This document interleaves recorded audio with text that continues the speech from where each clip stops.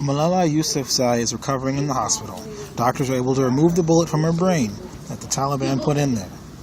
The Taliban targeted her for voicing her opinion and being an activist in favor of women's education in Pakistan.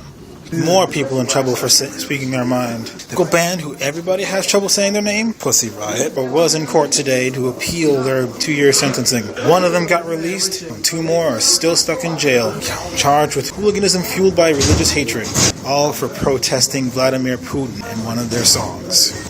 And that's why the First Amendment is so great. You don't have to worry about people persecuting you for the things you say or believe.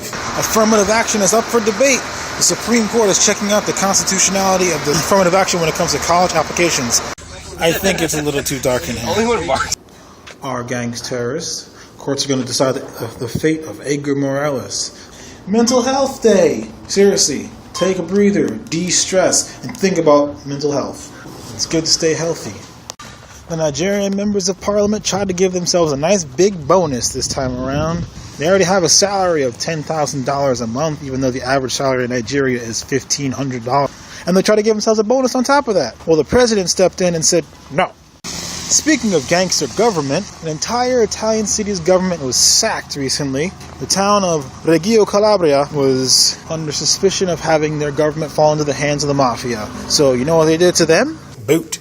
Julia Gillard, lady of the Australian Parliament, went nuts today in a speech denouncing the misogyny of one of her parliament mates. The link is right here.